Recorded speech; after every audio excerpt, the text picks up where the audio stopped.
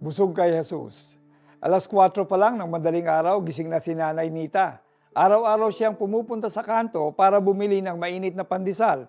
Ilang piraso man pero sapat na para mapasaya ang 5 anak niya sa agahan. Simple lang pero busog na agad ang tiyan at puso.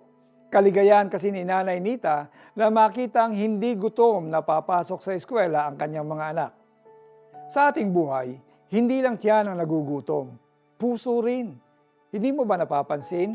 We try to feed our hearts with achievements, relationships, approval, or material things.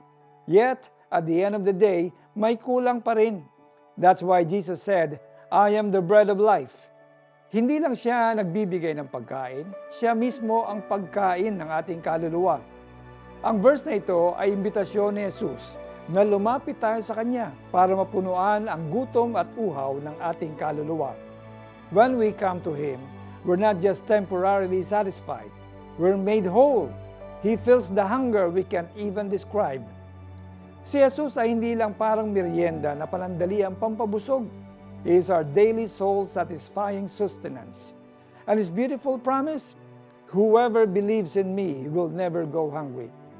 Maybe you're hearing this today feeling empty or unfulfilled. Tinatago mo lang, pero alam mong may hinahanap ka. Friend, it's Jesus. Siya ang kailangan mo.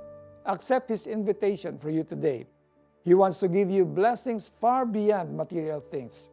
He wants to satisfy the deep longing of your heart. Gaya ni Nanay Nita, kaligayahan ng Diyos na makitang satisfied ang kanyang mga anak. Let's pray. Lord Jesus, Ikaw ang tunay na tinapay ng buhay. Patawarin mo ako kung minsan ay hinahanap ko sa iba ang mga bagay na Ikaw lamang ang may kayang magbigay. Fill me today. Ikaw lang ang gusto at kailangan ko. In Jesus' name I pray. Amen. Spend time in God's Word today by reading the whole chapter 6 of the book of John. Sinabi ni Jesus, ako ang tinapay na nagbibigay buhay. Ang lumalapit sa akin ay hindi na magugutom kailanman at ang sumasampalataya sa akin ay hindi na mauuhaw kailanman. Juan 6:35. Ako po si Bishop Alex Tinsay na nagsasabing si Jesus ang tinapay ng buhay. Kailangan natin siya upang tayo'y mabusog ng lubusan. God bless you more and have a wonderful day.